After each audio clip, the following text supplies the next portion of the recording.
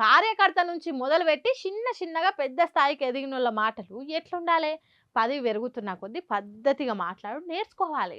మాట్లాడే మాటకు మస్తు విలువ ఉంటదని తెలుసుకోవాలి. ఆచి తూచి మాట్లాడాలి. అప్పుడే ఆ లీడర్‌కు గౌరవం. అవునా కాదా? కానీ గీ లీడర్ మాటలు చూడుండ్రి ఎట్లున్నాయో. ఉద్యమం తర్వాత ఎన్నికలప్పుడు టీఆర్ఎస్ వాళ్ళు పంచిన పైసలు మొత్తం దొంగ నోట్లే, బీదర్లో ముద్రించిన దొంగ నోట్లవి కుల్ల కుల్ల. ఇన్నరా ఓట్లప్పుడు బీఆర్ఎస్ పార్టీ వాళ్ళు పంచిన పైసలు దొంగ నోట్లట. బీదర్ల ముద్దరేసి ఇక్కడ పంచిండ్రట.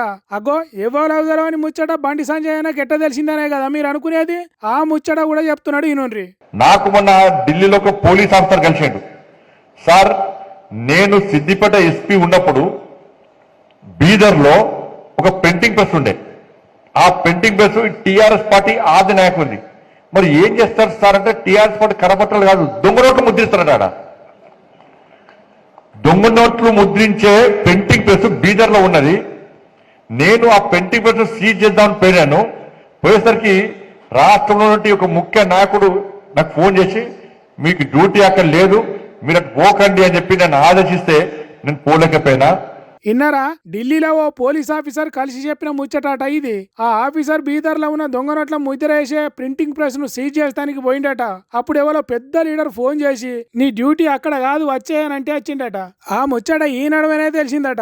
ఎంత ముద్దుగా చెప్తున్నాడో చూడుర్రి కేంద్ర హోంశాఖ సహాయ మంత్రి. మరి ఆ తర్వాత సెంటర్లో గెలిచింది మీరే కదా, ఆ అవినీతిని ఎందుకు బయట పెట్టి అరెస్టులు చేయలేదు అని అడిగితే ఆధారాలు ఎక్కడున్నాయి? ఆ ముచ్చట తెలిసింది కూడా నిన్న మొన్ననే అని చెప్పి తప్పించుకునే దానికి మస్తు తెలివిగా మాట్లాడాడు మంత్రి సారు అని అంటున్నారు కొంతమంది. సరే అదే నిజం అనుకుందాం. ఆ దొంగ నోట్లు ముద్దరాసి జనంకు పంచితే ఎట్లా చెల్లినాయి కావచ్చు. మీ సెంటర్ సర్కార్ తెచ్చిన పెద్ద నోట్ల రద్దుతోనైనా ఆ దొంగ నోట్ల కథ బయటపడాలి కదా. ఈ దొంగ నోట్లు ఏమైనట్టు? ఆ దొంగ నోట్ల ముచ్చట తెలిసిన ఎస్పీ ఎవరు? సిద్దిపేటలో పనిచేసే ఎస్పీకి బీదర్ కు పోయి ప్రింటింగ్ ప్రెస్ ను సీజ్ చేసే అధికారం ఉంటదా? బీఆర్ఎస్ పార్టీ అంత పెద్ద తప్పు చేస్తే అప్పుడు అధికారంలో ఉన్న కాంగ్రెస్ పార్టీ ఎందుకు ఊకుంటది? మీరు చెప్పిన ముచ్చట ఒక్కదానికి ఇంకోటి పొంతన లేదు కదా. మా చచ్చిపోయిన బయట పలిగిపోయిన బుడ్డాడు పాలిచ్చింది అన్నట్టే ఉన్నది కదా ఈ ముచ్చట. సరే అదే నిజం అయితే మీరే కేంద్ర హోంశాఖ సహాయ మంత్రి కదా, ఇప్పటికైనా మించిపోయింది ఏం లేదు కదా. కత్తి మీదే నెత్తి మీదే అన్నట్టు ఉన్నది కదా.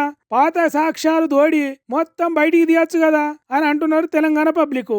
ఇటు నుంచి కేటీఆర్ కేంద్ర మంత్రి తిరిగా బండి సంజయ్ మాట్లాడతలేడు అని, దొంగ నోట్ల ప్రింటింగ్ ప్రెస్ నిరూపించకపోతే పరువు నష్టం దావా వేస్తా అని పట్టుబట్టిండు. మరి ముందు ముందు ఏమవుతుందో చూడాలి.